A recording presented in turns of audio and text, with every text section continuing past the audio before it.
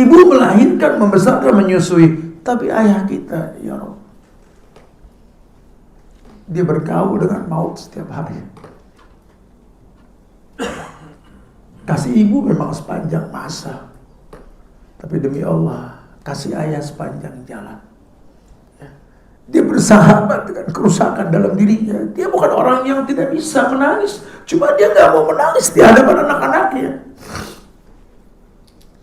Karena anak-anaknya terlanjur mengatakan, my dad is my hero.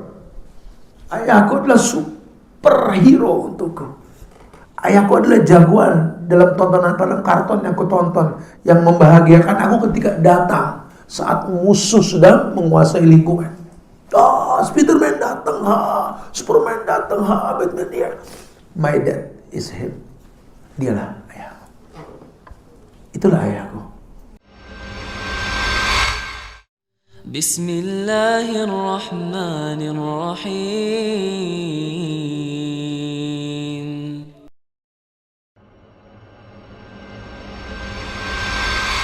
Ayahku adalah pahlawanku, superhero dalam hidupku.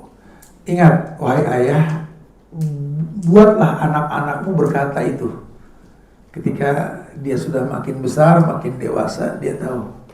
Bahkan mungkin satu waktu nanti ketika dia sudah nggak ada lagi di hadapan mata ini anak, ayahnya sudah nggak ada. Kita orang laki kan kadang-kadang sama ayah suka banyak nggak cocoknya ya. Ya karena kan fitrahnya orang laki melindungi mamanya. Ya, karena perempuan itu kan terjaga, terlindungi, terfasilitasi buat melayani lah. Kita laki-laki punya insting itulah untuk melindungi. Makanya anak laki dekat sama mamanya, anak perempuan dekat sama papanya. Itu sudah fitrahnya begitu. Nah, tapi ya jangan lupa, Allah tidak pernah membedakan ayah ibu. Kalau hadis Nabi memang menjelaskan, ketika ada sahabat bertanya, ya Rasulullah, siapakah manusia yang paling berhak untuk mendapatkan bakti dariku? Kata Rasul, ibumu. Siapa lagi ya Rasul? Ibumu. Siapa lagi? Ibumu. Terus ayah. Itu bukan terus kita membagi bakti kita, ibu lebih banyak, ayah lebih sedikit. Bukan. Salah paham gitu. Karena di Quran bahasa Tuhan itu semuanya wabil walidaini ihsan. Tuhan pakai bahasa wabil walidaini, kepada kedua orang tua berbuat baiklah, ihsan. Baiknya ihsan loh, bukan khair, bukan tayyib, bukan tamam. Tapi lebih kepada ihsan. Ihsan itu kau beribadah seakan-akan kau melihat Allah.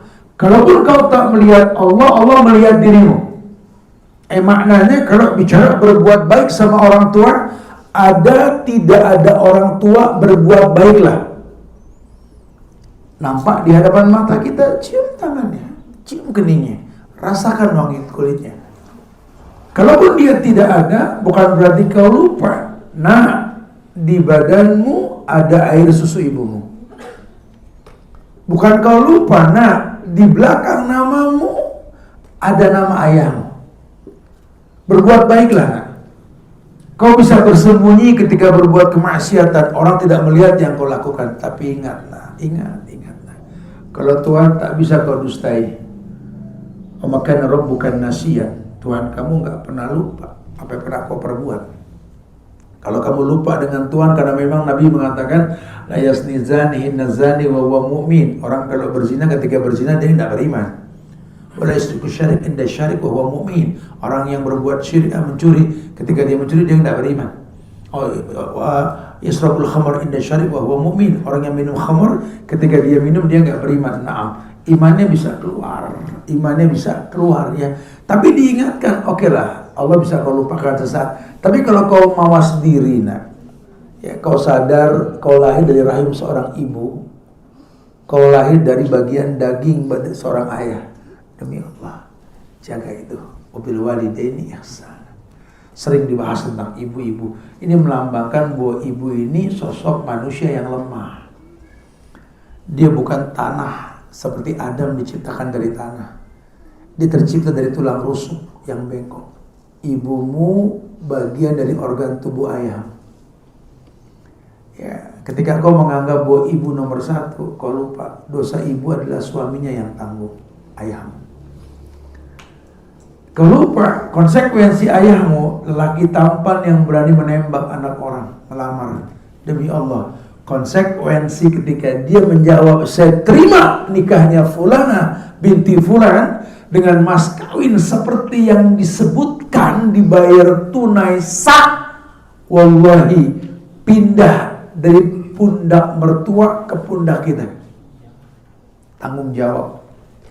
Sejak itulah dosa ibumu nak, ayahmu yang tanggung. Sejak itulah nak, ya, ibumu yang bekerja, tak ada kewajiban lagi untuk survive dalam bekerja. Karena ayahmu terkena beban, antut imuha idza ta'imta wa antal basuha idza labista. Ya, dia harus memberi makan perempuan yang dia nikahi seperti yang dia makan. Dia harus memberikan baju, pakaian seperti yang nilai yang dia miliki dalam berpakaian. Ya, itu kewajiban. Ini belum bicara hadiah nanti ini, karena cinta timbul karena hadiah tahadu. Nah, ayahmu menanggung beban dosa. Allahu Akbar. Subhanallah, kenikmatan yang dia miliki cuma dilayani. Kita bahas yang lampau bahasan, perempuan tuh lingkaran dunianya setengahnya sudah selesai dengan dosa ditanggung suami ketika menikah. Wallahi perempuan selesai sudah. Agama kalian beres, dosa kalian ditanggung sama suami. Wallahi. Setengahnya lagi dibagi dua, selesai hidup kamu. Bagian pertama, nafkah lahir batin suami pasti ngasih. Kalau enggak, dosa dia. Kalian tidak ada kewajiban lagi kerja. Kalau mau kerja, mubah, silakan saja. Tapi nggak boleh mengalahkan kewajiban. Nggak boleh gara-gara kerja nggak ngelayanin suami. Nggak boleh gara-gara kerja sampai nggak mood dalam rumahnya sendiri, haram hukumnya.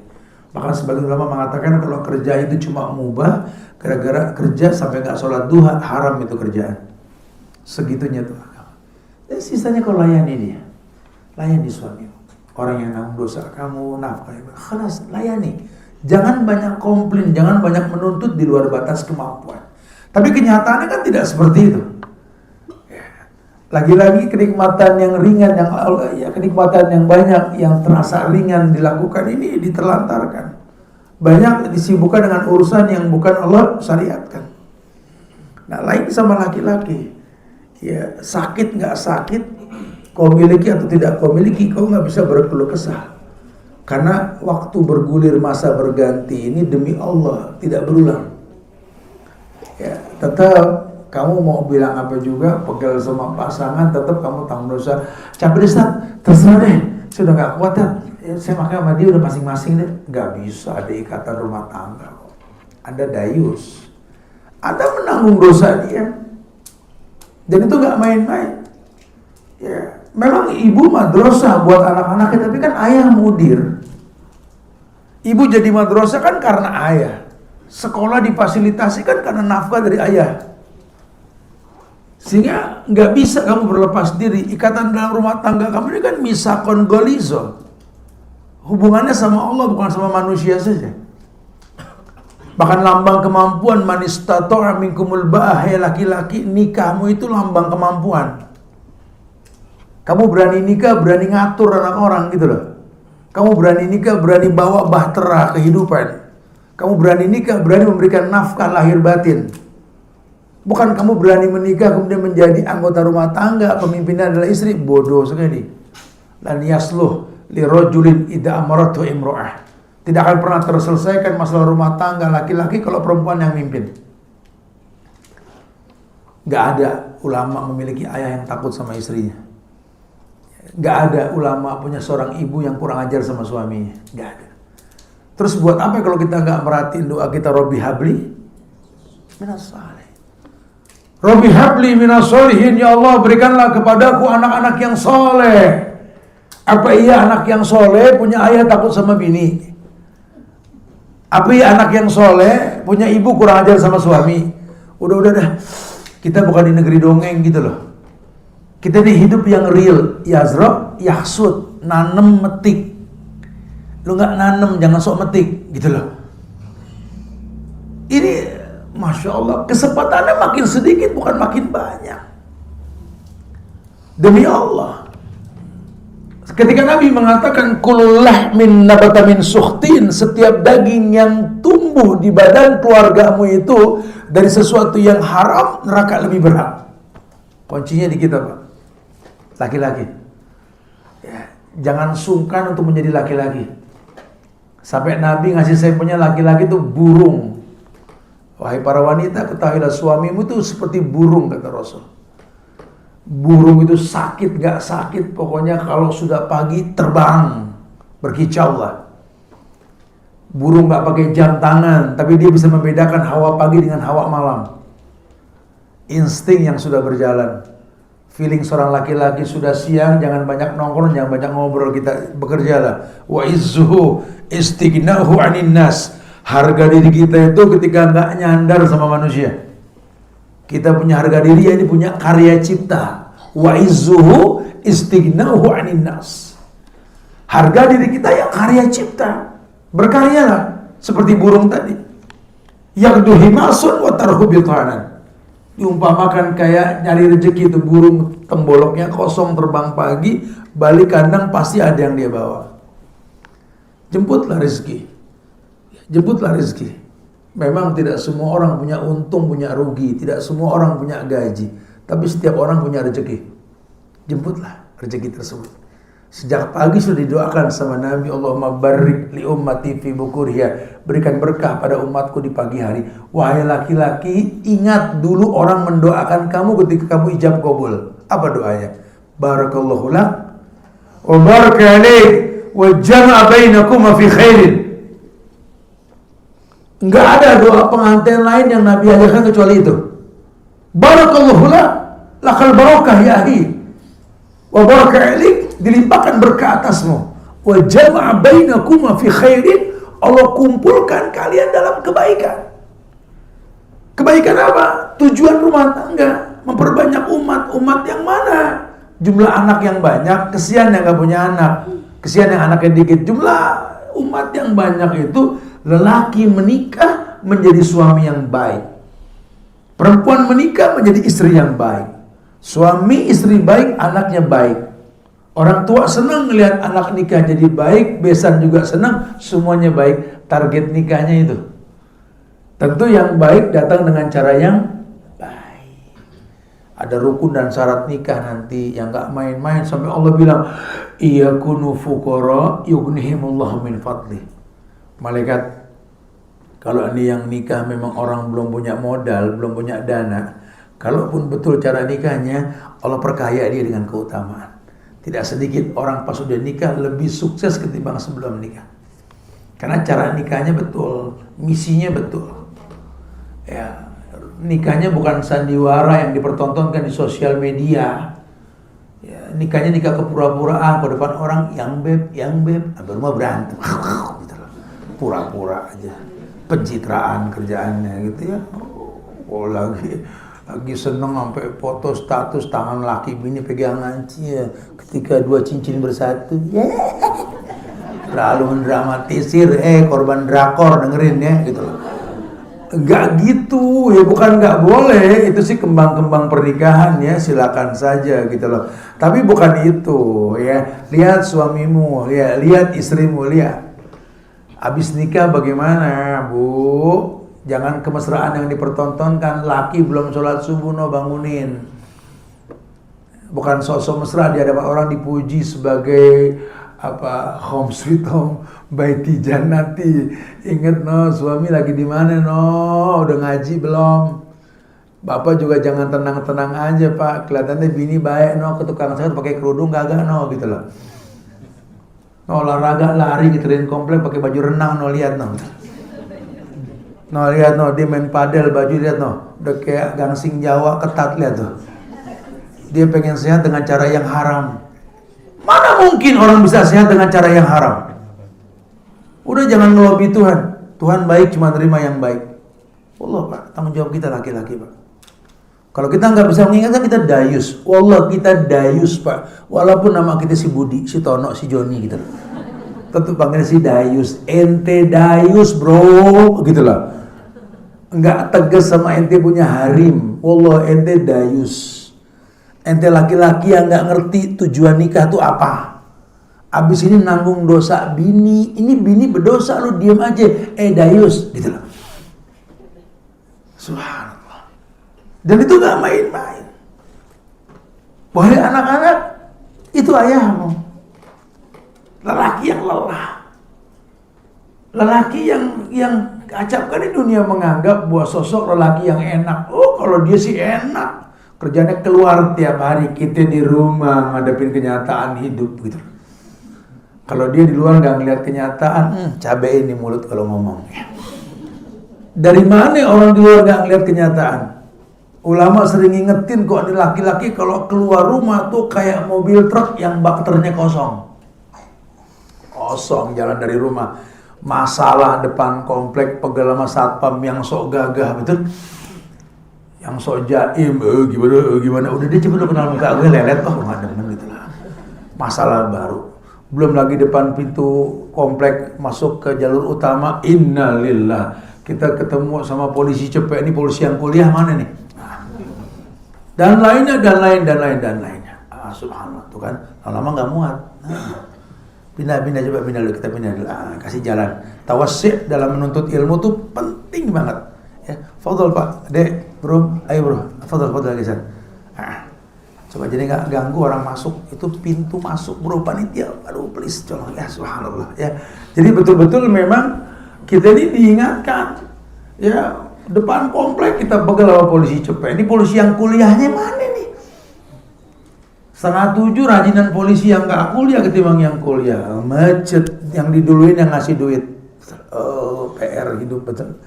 Ya, sampai di kantor ngadepin teman-teman yang aduh lo lagi betul. Sebentar lagi masalah. Oh, tuh bakter kita penuh dengan sampah. Dan kita butuh curahan untuk mencurahkan sampah tersebut. Makanya kan kita pernah bahas ya di teman tauhid, kalau perempuan itu kan libas baju. Ya, kalau perempuan itu kan harsun ladang, perempuan madrasah mir'ah cermin. Ingat itu yang kita bahas ya. Ya, yang kedua harsun ladang. Di sini lelaki butuh tempat mencurahkan kelelahan dia tadi, yang Anda bilang nggak ada masalah. Anda sudah terbiasa sekian tahun yang Anda lihat anak bandel, hordeng, nako, mbak, betul. Ini tiap hari berganti masalah, tumpukan masalah. Dia lelaki yang lelah. Ya. Kalau dia betul-betul the real man, dia akan pergi karena tanggung jawab, pulang karena cinta. Sudahlah, wahai wanita yang kumiliki, wahai istri yang kucintai, kamu nggak perlu tahu kami lelaki menangis di luar. Sudahlah, kami juga makhluk yang menikah tuh pengen bahagia dekat dengan anak. Kamu harus tahu, saya juga kangen dengan aroma kepala bayi kita yang bau baby oil itu lah. Ya Allah, aku cuma pengen dekat sama gadis cantikku yang pernah aku kepang rambutnya, yang pernah aku mainkan poninya. Ya, aku cuma dengar si cantikku sudah mulai bisa berjalan, si cantikku sudah mulai bisa main-mainan. Gak berasa kesibukanku di luar untuk kalian, membuat lupa waktu, masa berganti, waktu pun bergulir. Anakku sudah mulai dewasa, yang laki sudah mulai pecah suaranya. Kumis halus di pojokan mulut mulai kelihatan, mulai balek, bulu ketek mulai numbuh, betul.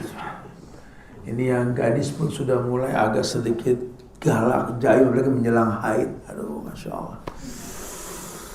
Ya, dipeluk pun sudah nggak nyaman dengan papanya. Padahal dia nggak tahu, buat laki-laki anak perempuan segalanya.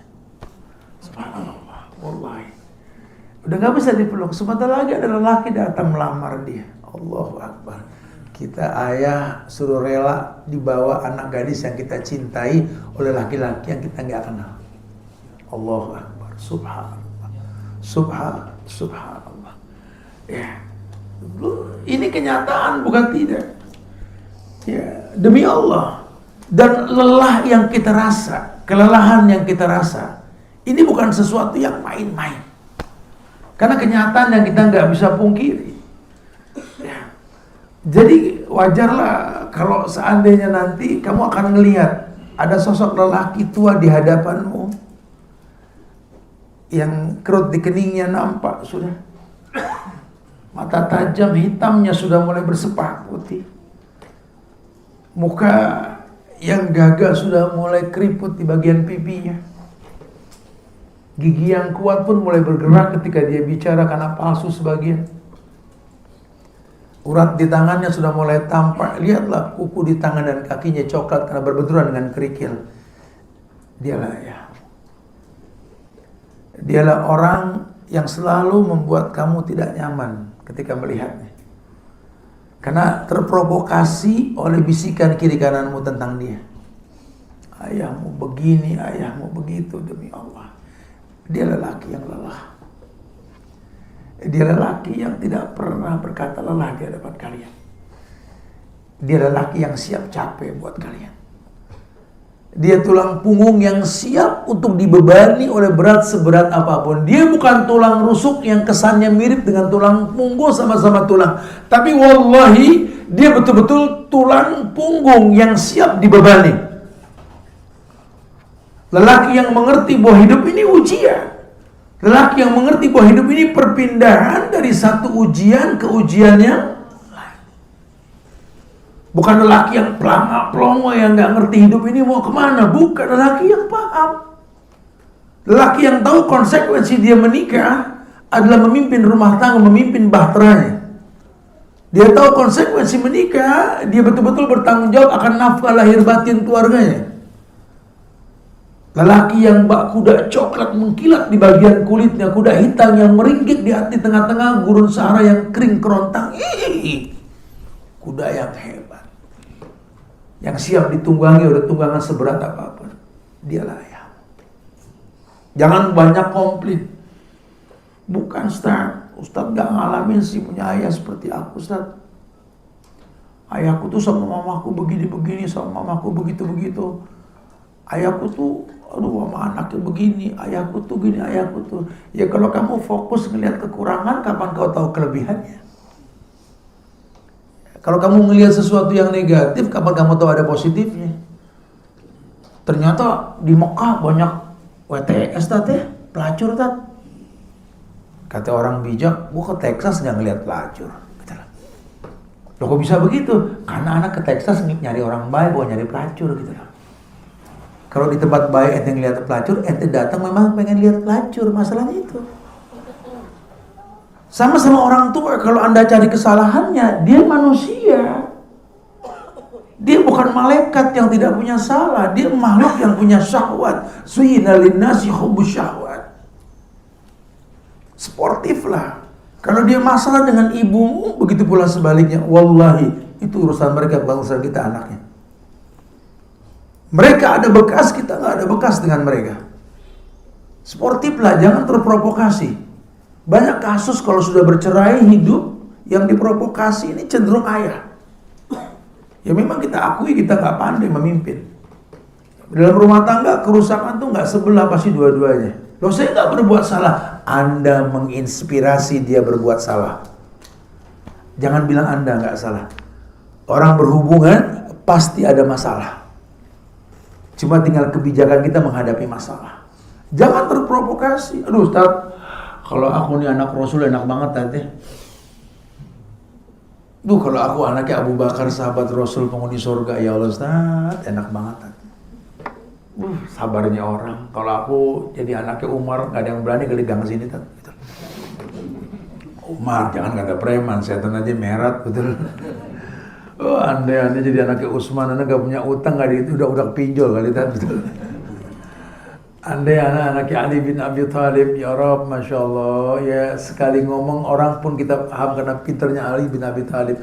Cuma kan mau bilang apa Ustaz, dialah ayahku Ustaz. Dialah lelaki yang banyak kesalahannya. Jangankan orang lain ya, aku pun anaknya yang bodoh melihat kekurangan dia. Dialah ayahku. Lelaki yang sengke, teka, susah dibilangin. Badur. Maunya didengar, nggak mau didengar, nggak ngerti kalau hubungan dengan anak tuh dialog bukan monolog gitu lah. Dialah ayahku.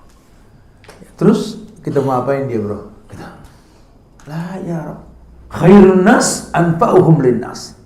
Bahwa sebaik-baik manusia itu yang paling bermanfaat buat manusia lainnya. Sehingga kalau kita berpikir mengambil manfaat, lelah, capek kita. Tapi kalau mindset kita cuma satu, bagaimana bermanfaat, ringan hidup. Ya, ketika kita berpikir bagaimana bermanfaat, ringan hidup. Walaupun terkesan lelah. Bagaimana bermanfaat buat anak, bermanfaat buat keluarga, bermanfaat buat orang tua. Memang kalau kita bicara manfaat itu melelahkan, tapi mengasihkan. Ketika kita tuntut orang bermanfaat buat kita, lelah. Aduh, orang bawa ego masing-masing. Ya, itu kan lihat Sumatera kan hasil keegoan manusia tuh. Ya, nggak tahu dulu sekolahnya nggak belajar IPS kali ya. Belanda 350 tahun ngejajah Indonesia, nggak pernah ngayal bikin kota di tengah Sumatera. Karena dia tahu tuh patahan bumi. Nah, biarlah banyak hutan rimba yang menjaga itu semua. Kenapa? Ada tiang pancang menancap ke bumi ini. Para pahlawannya pun juga tahu itu. Bukan mereka nggak bisa, mereka orang-orang pinter, orang-orang Sumatera pinter-pinternya orang. Di Jakarta dibangun sama orang Sumatera. Betul. Presiden pertama, kedua, bahkan imigrasi dikirim, udah jangan dihancurkan tapi dikelola. Ini belakangan ini banyak orang-orang ini betul-betul wallahi pejabat-pejabat jahat, pecundang kalian betul-betul. Ya. Buat urusan uang dari perut kalian dan manajemen perusahaan, kalian akan korbankan jutaan manusia di sana. Sekarang lihat, kalau sudah begini bagaimana? Ya, ini gara-gara orang-orang ego yang gak bisa dikasih masukan, orang-orang serakah. Terus kalau sudah punya duit triliunan mau apa? Mau panjang umur kalian? Nah, Allah. Kerusakan yang kalian lakukan. Saudaraku, keluargaku di Sumatera, tenang, kita bersama kalian. Kita nggak melupakan kalian. Satu nusa, satu bangsa, satu bahasa, kita Indonesia. Saling mendukung di antara kita. Sabar. Allah nggak pernah menutup mata. Buat kalian para pejabat demi Allah. Wala tahsabannallaha ghafilan amma ya'maluz zalimun. Innama yu'akhiruhum liyaumin tashkhasu fihil absar. Hati-hati. Allah pasti balas kalian. Demi Allah. Ini sudah kehancuran mental-mental pecundang betul-betul. Ya. Bahkan belum lagi yang aji mumpung, ini orang-orang sudah salah kaprah semua. Wallahi.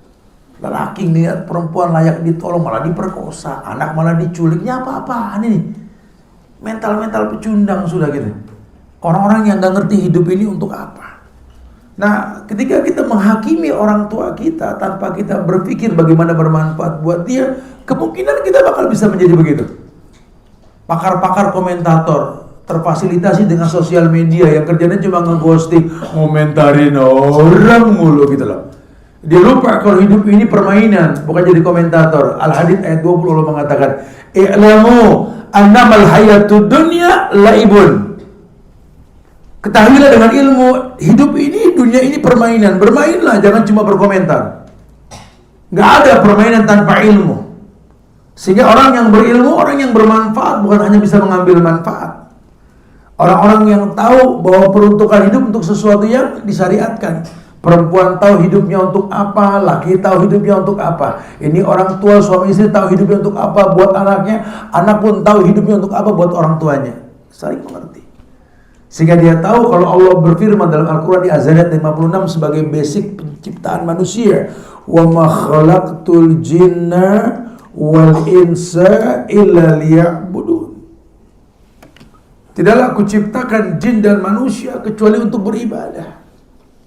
Dan salah satu bentuk ibadah ketika kita bersyukur kepada Allah. Bagaimana bersyukur kepada Allah? Buat anak-anak, ya berbaktilah pada kedua orang tua. Nabi yang mengatakan la yazkurillah man la yazkurin nas.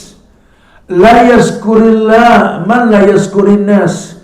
Tidak akan pernah orang bisa bersyukur kepada Allah kalau dia enggak bersyukur kepada manusia. La yazkurillah man la yazkurin nas.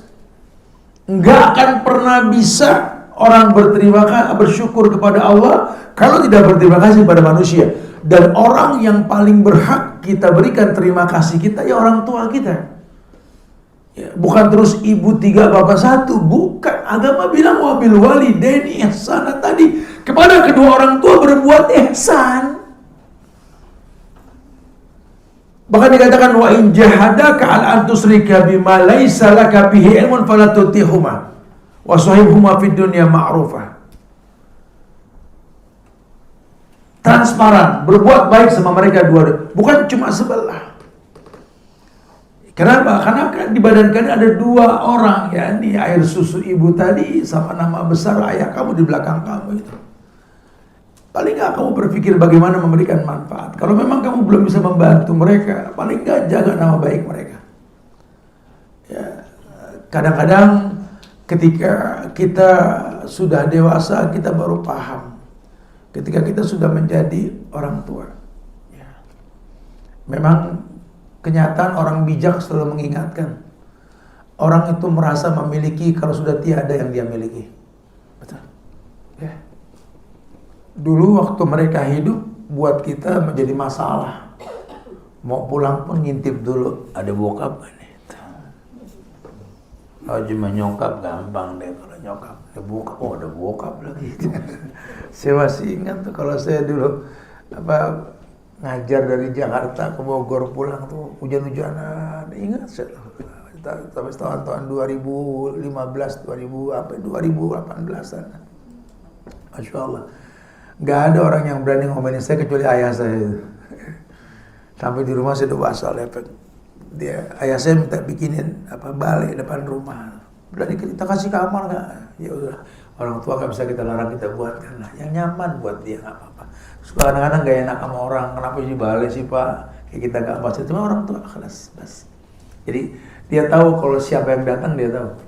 Saya datang lepek pakai motor tuh. Dari mana?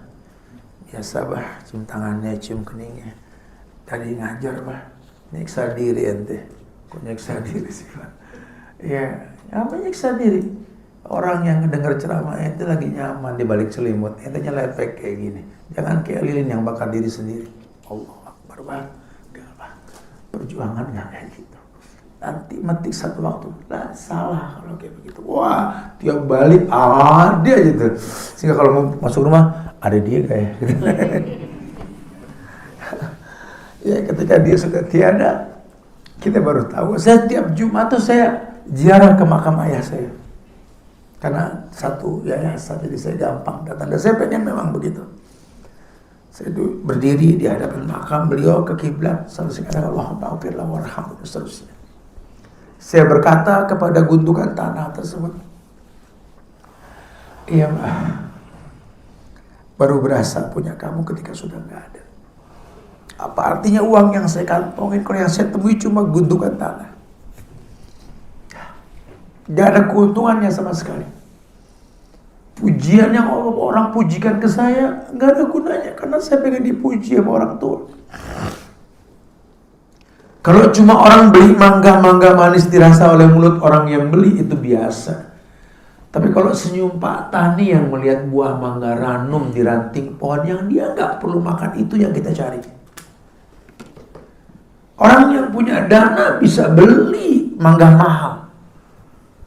Tapi orang yang nanam mangga, ada beberapa mangga yang dia tanam di pohon itu tumbuh. Dia bilang sama anak-anaknya, jangan kau petik mangga ini sayang. Kenapa Pak? Kan mateng dipetik gak? Mama beliin, mahal pun mama beliin. Mama lagi seneng ngeliat ini mangga ini berbuah. Orang tua tuh begitu melihat anaknya. Bukan dia merasakan, orang tua gak butuh mendapatkan nafkah dari kita. Dan dia gak butuh, walaupun ada kewajiban kita memberi nafkah. Pada akhirnya dia berkata, enggak, kamu lebih penting, lebih berhak untuk menikmati. Bukan, ma, aku kan pohon yang kamu tanam, bukan ayah. Aku kan pohon yang kau tanam. Sekarang aku sudah berkembang, aku sudah berbuah. Apalah gunanya pohon yang berbuah tak dirasa oleh orang yang nanam? Kecuali kalau yang nanam gak tahu main tanam aja. Tentu kalian punya harapan dong. Cobalah, yang masih punya orang tua, pegang tangan orang tua, tatap wajahnya, tanya, ayah, ibu, sebenarnya apa sih yang kau inginkan dariku? Sekali-kali. Karena nanti kalau pusara yang kita temuin tidak bisa kita bicara lagi. Kita orang laki demi Allah. Kalau masih punya orang tua, wallahi buka usaha yang banyak. Berpartnerlah dalam usaha kalian. Minta ridhonya Allah. Dan ridhonya Allah di ridho orang tua. Kita masih punya orang tua, minta ridho orang tua. Gak ada buat lelaki yang diridhoi sama orang tuanya akan mengatakan gunung tinggi tak bisa kudaki. Tidak ada. Setinggi apapun gunung bisa kita daki kalau ridhonya Allah, ridho orang tua yang kita miliki. Enggak ada lautan luas yang terhampar tak bisa kita seberangi. Enggak ada bumi yang luas tak bisa kita pijak. Bisa, insyaallah. Ya, ini mesti optimis kita, karena kita cuma butuh ridhonya Allah. Dan ridhonya Allah ada di ridho orang tua. Ya, ibu melahirkan, membesarkan, menyusui, tapi ayah kita, ya Rabb, dia bergaul dengan maut setiap hari. Kasih ibu memang sepanjang masa, tapi demi Allah, kasih ayah sepanjang jalan. Ya. Dia bersahabat dengan kerusakan dalam dirinya. Dia bukan orang yang tidak bisa menangis, cuma dia gak mau menangis di hadapan anak-anaknya. Karena ayah-anaknya terlanjur mengatakan, my dad is my hero. Ayahku adalah superhero untukku. Ayahku adalah jagoan dalam tontonan film karton yang aku tonton, yang membahagiakan aku ketika datang saat musuh sedang menguasai lingkungan. Spiderman datang, Superman datang, Batman dia. My dad is him. Dialah ayahku. Itulah ayahku. Ketika aku lagi lelah, dia memang lelaki yang gak pandai berdrama, berkata-kata seperti ibuku yang mendayu-dayu dalam bersair.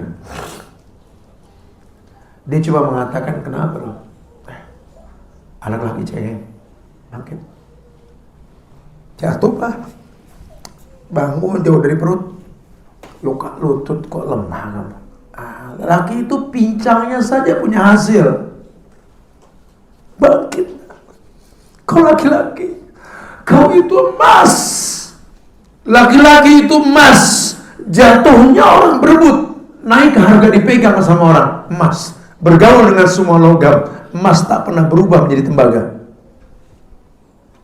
Ayah kita gak bilang begitu, cuma wujudnya itu membuat kita berkata seperti itu. Wallahualam. Ayah, kamu paham? Punya mental lagi ya. Wallah, kita punya mental. Ya, ketika kita lemah, kita ingat dulu ada orang tua yang lemah, yang berani banting tulang untuk kita. Sekarang kita kuat, keker. Kenapa kita gak sekuat dia? Dulu sendal jepit lili yang dia punya, ya Rabb, subhanallah, dia berjalan kemanapun dengan keringat yang dia keluarkan. Dia beli tanah yang luas, dia buatkan rumah. Dia punya kendaraan Vespa yang dia miliki, itu Vespa dipakai untuk mencari nafkah buat keluarganya. Allahu Akbar. Sekarang sepatu mewah yang kita punya dengan sekian merek yang ada, wallahi kita gak selincah mereka. Bangkainya mereka memberikan waris kepada kita. Vespa yang dulu dia pakai untuk keliling dunia mencari nafkah buat anaknya, sekarang jadi warisan oleh anak cucunya. Yang dipakai cuma mejeng di pojokan mall. Kelas kita bukan kelas mereka. Wallahi, kelas kita bukan kelas mereka. Dalam keterbatasan mereka menghasilkan kemaksimalan. Mereka manusia yang tak bertitel. Dunia tak mengakui pendidikan yang pernah mereka jalani. Tapi lihat hasilnya. Kita cuma repot dengan titel di depan nama, belakang nama kita. Bahkan sampai mereka meninggal pun kita nggak berpikir bagaimana mengumrohkan mereka. Bahkan sampai mereka meninggal pun kita nggak menghajikan mereka. Bila kita mampu. Berapa banyak nafkah yang kau berikan kepada mereka? Jangan-jangan kau tipe orang yang kalau orang tua minta kau marah. Allahu Akbar. Bagaimana kita mau sukses? Ya, ayo. Katakan dengan tegas, bahwa ayahku adalah pahlawan untukku. Nah, bagaimana Ustadz bisa mencetak generasi yang memahami itu, Ustadz? Maka seorang laki-laki yang akan menjadi hero, mengawali berbagai hal dalam rumah tangga yang dia pimpin. Kita nggak bisa bilang, nah mulai sekarang kau katakan ayahmu ini hero, nah nggak begitu ayah. Biarlah kata-kata itu terucap. Ketika nanti ayah berbalik, berjalan membelakangi anak akan berkata, my papa is my hero. Nah, apa yang kau butuhkan? Ingat, takutlah kepada Allah, sholat 5 waktu ya. Apa yang kau butuhkan, kau berikan. Jalan. Ya Allah, my dad is my hero. Kalau bisa kayak gitu, Masya Allah. Caranya bagaimana? Ulama ajarkan yang pertama.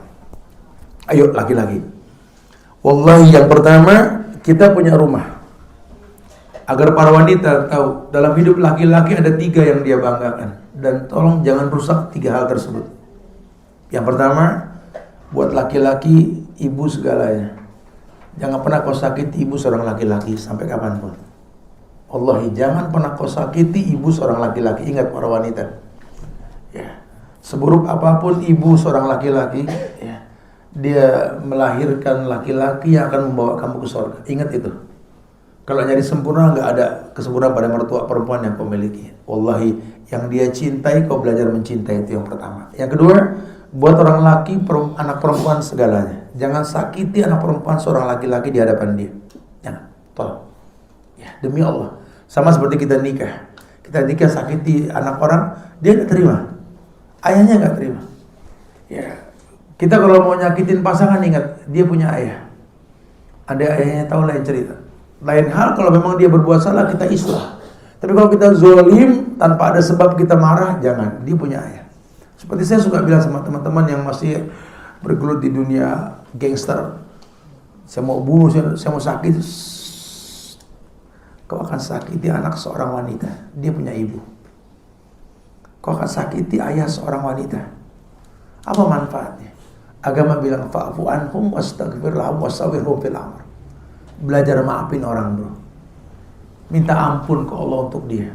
Ajak dia berdialog. Itu real muamalah. Bukan gampang menghakimi orang lain, bukan. Ingat. Ini orang laki yang akan kau sakiti. Wallahi, dia punya ibu yang mendoakan dia. Dan dia punya anak yang berharap terus diberikan sayang olehnya. Anak gadisnya. Ingat, jangan gampang memutuskan sesuatu. Begitu pula sebaliknya tadi. Kalau dia anak perempuan, jangan sakiti dia. Jangan. Makanya Islam haramkan perempuan menikah dengan 2 laki-laki. Yang pertama yang suka mukul, yang kedua yang bakhil. Karena 2 ini menyakitkan di muka bumi. Bakhil dan suka mukul ini menyakitkan. Jangan. Nggak diperbolehkan sudah. Wallahi tidak diperbolehkan. Oleh karena itu bentuk. Yang ketiga, lelaki itu sangat bangga dengan tempat rumah yang dia miliki, yang dijadikan sebagai sarang untuk keluarganya, istri dan anak-anaknya. Allah. Demi Allah, tolong ibu ya, walaupun mungkin punya mbak di rumah, walaupun punya asisten rumah tangga, demi Allah, kami laki-laki ini lebih senang melihat ibu yang menjaga rumah kami ketimbang mbak yang membersihkannya. Kami semodern-modernnya kami lebih suka ketika berangkat ke kantor itu ngelihat istri sedang bebenah ketimbang scroll handphone. Demi Allah, wallahi, kami sampaikan dengan bahasa yang simpel. Karena kami merasa bahwa kalian ada di rumah kami. Kalian bidadari di rumah kami. Tolong jaga, bikin indah itu. Bikin indah ukurannya mata kami, qurrata ayun. Bukan indah menurut kamu. Masya Allah. Walaupun kami gak betah di rumah, cuma kami bakal balik ke rumah. Tolong jadikanlah baliknya kami yang singkat ini sesuatu yang nyaman untuk panjang ke depan nantinya. Demi Allah, wahai laki-laki yang pertama, berikan kesempatan kepada anggota keluarga untuk mendiskusikan permasalahan rumah tangga kita, keluarga kita. Didik anak-anak kita dewasa. Nak, sini sayang. Kamu kalau sayang berikan alasan, kalau kamu benci berikan alasan. Sehingga kamu bijak nanti. Kamu gak suka sama mama, kenapa? Kamu suka sama mama, kenapa? Begitu pula sama papa. Kamu gak suka sama papa, kenapa? Sukanya kenapa? Jangan gak punya alasan, gak tahu, udah aku gak suka aja. Salah. Suka dan tidak suka itu efek dari sesuatu yang kau lakukan. Berikan alasan. Sama saudara kamu juga, sama ajak diskusi. Sehingga kalau orang nanti suka dengan alasan, dia melihat kekurangan, dia ingat kebaikan yang pernah dia lihat. Jadi nggak melupakan kebaikan. Kenapa kamu suka sama ayah kamu, nak? Ya, ayah baik aja. Ayah suka. Tolong aku. Ayah kelihatannya keras, kasar, tapi ayah nggak pernah bilang enggak sama aku. Kalau apa yang dia minta, pasti dikasih. Ya, ayah buat aku segalanya lah. Satu waktu nanti kalau temui ayahmu akan berbuat salah, nak. Karena dia manusia. Tapi ingat, kamu pernah bangga dengan dia. Ingat itu. Ya, itu alasan kenapa kita mesti mencintai, karena alasan. Begitu pula membenci nanti sama. Ya, Ketika kita membenci dengan alasan, kita akan bandingkan. Karena apa? Yang nggak boleh itu sifat kufur asyir. Melupakan kebaikan yang banyak karena sebuah kesalahan. Didik keluarga kita seperti itu. Didik mereka untuk mendiskusikan semua permasalahan.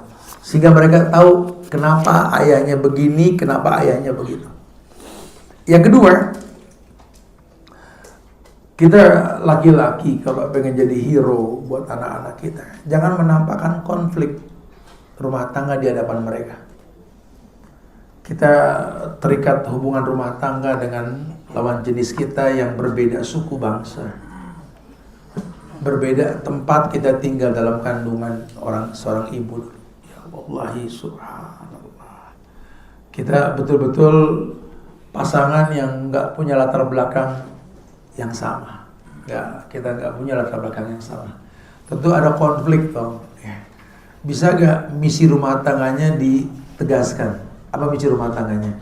Bahwa kita menikah ini dengan misi tujuan memperbanyak umat. Sehingga umat ini umat yang nggak komplain dengan keadaan. Kalau kita ribut di hadapan anak-anak nonton kita, ini anak akan menjadi umat yang nggak baik karena merasa apa? Ya ini ayahnya begini, ibunya begini. Satu hal yang buruk. Makanya orang dulu kalau bikin rumah tuh ada pendopo supaya masuk ke rumah udah nggak punya masalah. Hari gini orang nggak merhatiin. Yang penting tanah dipetak-petak jadi tipe 45, tipe 3 ini. Yang penting laku. Misi rumahnya nggak nyampe. Orang dulu enggak.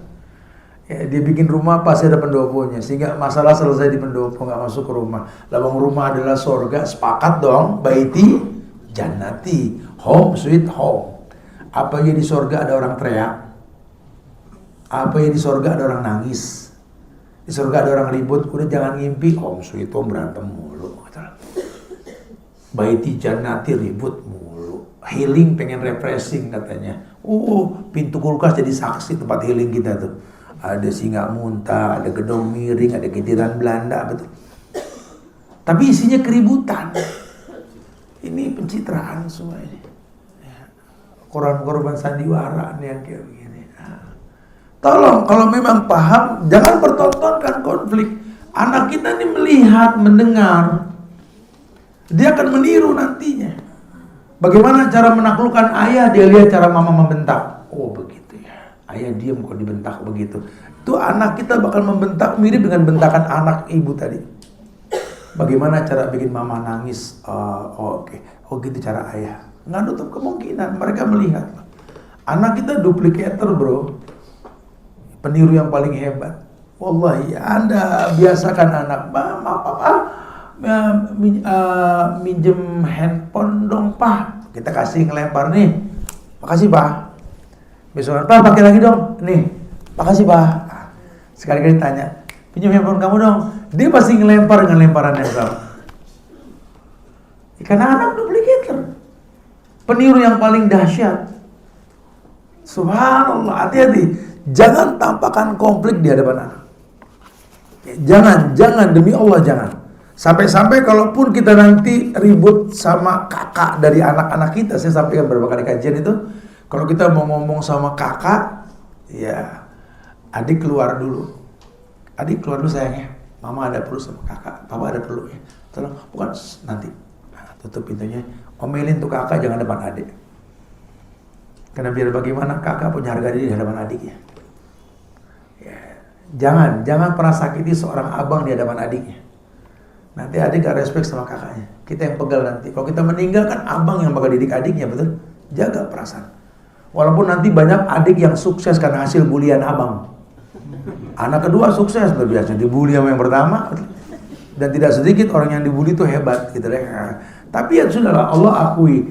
Allah lebih percaya sama si kakak untuk lahir duluan. Tolong hargai itu. Terima kasih Allah. Mendahulukan dia untuk dilahirkan. Jangan jatuhkan diri seorang kakak di hadapan adiknya. Teknik. Kebalikannya supaya kakak tahu cara ngomel ke adik nggak terkesan ngebully. Kalau kita lagi ngomong sama adik, kakak duduk sini. Kenapa? Lihat cara mama ngomel. Itu pendidikan. Ya, pendidikan. Tapi kalau konflik kita sama istri, jangan. Ini kadang-kadang bini tahu suaminya ngalah, nggak bakal ngebales dia menjadi depan anak. Buku suaminya bercanda. Mama kenapa teriak papa? latihan seriosa, ada gitu. Untung bercanda gitu ya. Cuman kan ya Rob, kau bentak pintu sorgamu di hadapan anggota keluarganya. Kau bentak orang yang siap menanggung dosamu. Allahu Akbar. Kau bentak lelaki yang memberikan nafkah lahir batin untukmu. Jahat kamu. Ya Allah. Bertobatlah. Tubu ilallah taubatan nasuha. Jangan. Karena baktimu itu membuka surga. Imam Radin matat wa zawjuha radin fakanat min ashabil jannah. Karena Nabi yang mengatakan perempuan mana saja yang wafat ketika dia wafat suaminya ridho dengan kehidupannya sebelum wafat, surga. Surga. Salatil mar'a khamsaha, shamat syahraha, hafazat farjaha, ata'at zawjaha. Dia lakukan 5 waktu dengan baik, on time. Dia kerjakan Ramadan, tak hutang dia miliki ketika berjumpa dengan Ramadan lagi. Dia tutup aurat, dia patuhi suaminya. Udkhulil jannah min ay abwabi syi'ti. Masuk surga dari semua pintu. Allahu Akbar. Ya. Baktimu sama suamimu, baktimu kepada kedua orang tuamu. Ketika kita tidak boleh bilang fala taqul lahuma Pernah dengar ini? Gak boleh bilang sama orang tua. Pernah dengar? Gak boleh bilang sama orang tua. Subhan. Iya mama, ambilin air dong buat mama. Sebentar pak, ada kerjaan sebentar aja. Tolong dong. Iya mah, haram itu. Haram itu. Fala taqul lahuma Anak ke orang tua. Sekarang kau sudah menikah. Suamimu lebih dari orang tuamu. Ayahmu tidak bisa bersetubuh denganmu. Laki-laki itu bisa. Dia tanggung dosamu. Dia nafkah lahir batin. Baktimu pada suamimu, baktimu pada kedua orang tuamu. Kau bisa bilang kepada dia kau tega. Kau tutup pintu surgamu sendiri. Kau lupa dia menikah untuk punya madrasah buat anak-anaknya. Anakmu besar dengan gadget, dengan handphone. Dia titipkan anak dengan nafkah yang cukup, tapi kau tak perhatikan. Kau berikan uang mentah ke tangan anak, suruh milih makanan sendiri. Kalau kita orang tua saja kadang-kadang salah memilih, korban gambar makanan, betul? Komposisi yang salah. Kamu gak perhatiin anak kita beli minuman yang gula-gula, pengawet dan lainnya? Kesian loh yang nitipin ini, anak sedang kerja banting tulang di luar itu. Dia cuma pengen kau jadi madrasah untuknya. Dibangunkan rumah yang cukup buat kamu. Kenapa anak ini lebih mendominasi handphone ketimbang wajah orang tuanya? Apa tak kau bisikan di telinga anakku? Nah, ada 2 pemandangan paling indah di muka bumi. Yang pertama menatap Ka'bah. Yang kedua menatap wajah orang tua.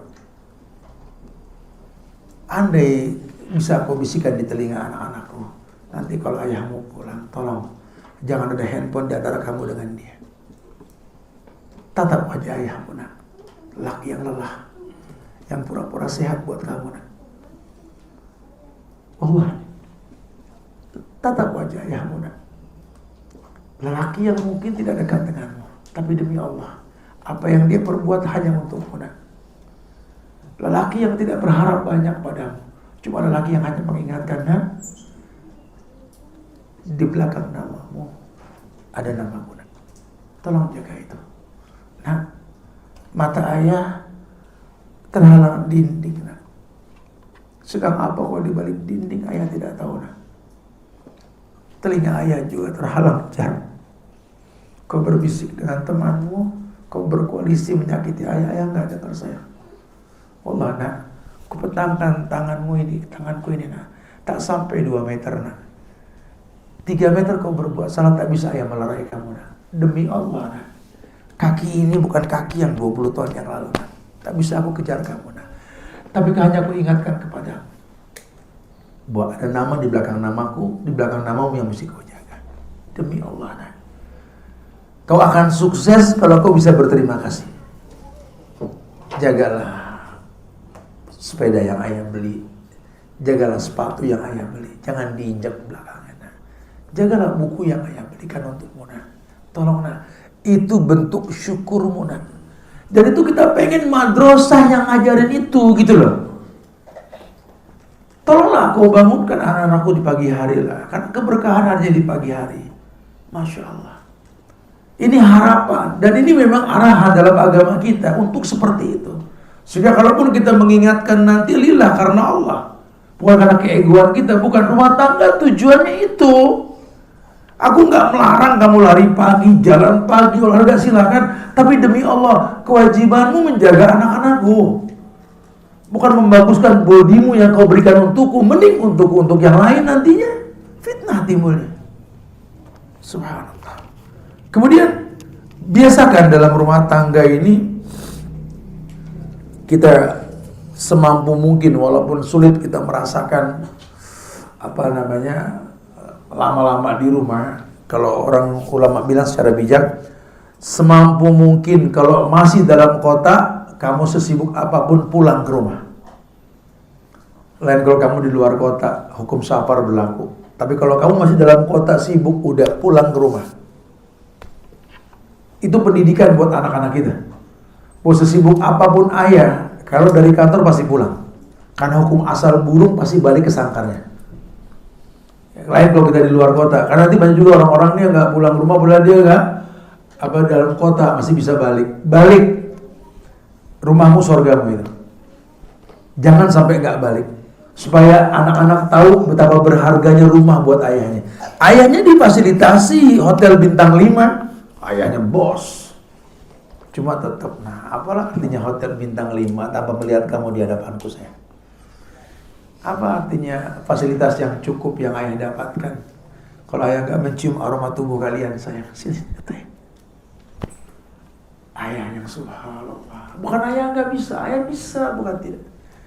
Dulu kamu gak mengerti, ayah disuguhkan makanan enak, ayah minta bungkuskan 2 buat kalian. Ayah jaga itu makanan. Jangan sampai ada air hujan mengenai makanan tersebut, takut basi.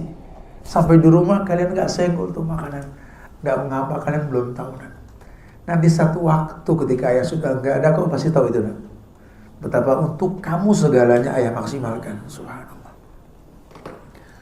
Yang berikutnya kata ulama, coba kamu yang memiliki rumah, teliti mengamati anggota keluarga. Ini si kakak sudah mulai gini, si adik sudah mulai begini, walaupun kita jarang di rumah. Cuma kan kita punya tangan, punya kaki berbentuk pasangan, istri kita tercinta. Tanya sama dia, gimana kakak? Oh kakak gini sih, kok dia beda sama saya? Coba, saya nggak tahu. Kalau saya sering peluk anak-anak saya, dengan pelukan saya tahu anak masalah atau anak tidak. Karena orang tua nggak bisa dibohongin. Anak kalau udah berbuat salah, kita peluk risih, ada masalah berarti. Kita bisikin nanti, ya, mau tidur sama kamu nanti, pengen ngobrol sama kamu. Ya. Harusnya sih madrasahnya yang ngasih bocoran. Harusnya madrasahnya yang ngasih bocoran. Si kakak gini tuh, si ini gini tuh. Apalagi hari gini kan, anak-anak sekarang kan mungkin gak ngerokok tapi nge-vape, liquid dan lain sebagainya, gitu kan. Dibilangin, jangan dibiarkan, jangan dianggap lumrah. Anak biasa, anak genzi, genza. Gak ada di Islam anak genji, anak manusia sudah titik. Jadi dengan Quran dan Sunnah. Kita di korban sosial media nerima sifat genzi, sifat skena ini. Anak manusia. Mau apapun nih anak tercipta untuk beribadah. Ya, jangan pakai, bukan anak genji sekarang kalau diomongin teriak, bodoh amat, omongin gitu loh. Genji. Saya paling pegel dengar kayak begini.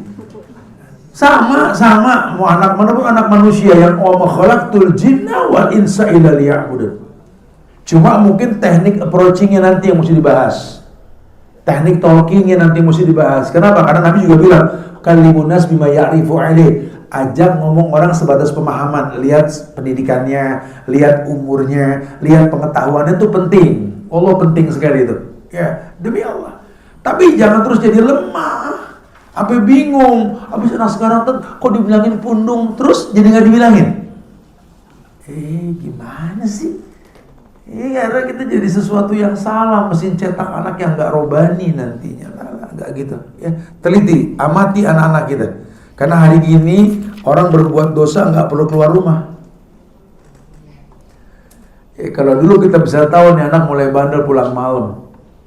Hari ini anak nggak usah pulang malam buat bandel. Ya, dulu kita ngelihat ini anak bisa berbuat nggak baik karena berteman sama orang nggak baik, betul? Nah, hari ini nggak perlu dia berteman. Hari dulu kita bisa lihat nih anak masalah karena sering keluar. Hari gini anak nggak keluar, di tangannya ada dunia yang namanya gadget.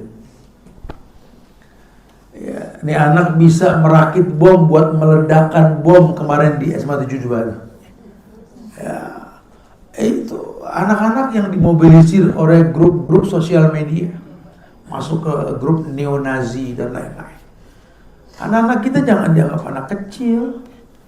Ya, belum lama kakak 9 tahun memperkosa adik yang 7 tahun.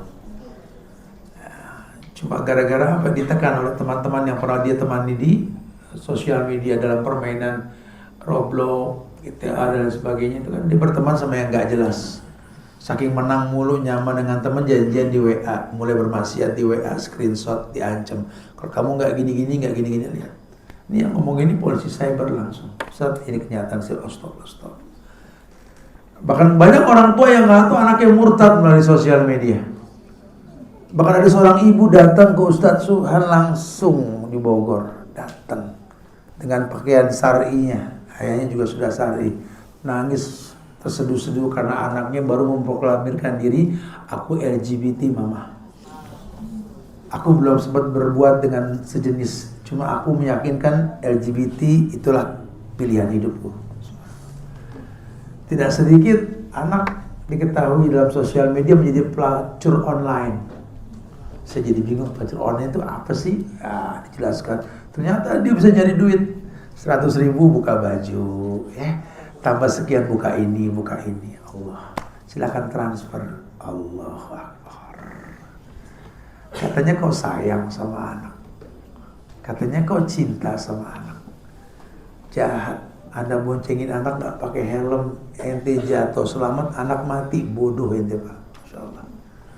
Katanya sayang sama anak. Ente gendong anak sambil ngerokok, perokok pasif.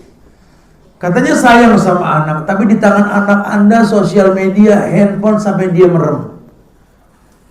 Radiasinya lain cerita, tapi efek buruk apa yang dia lihat.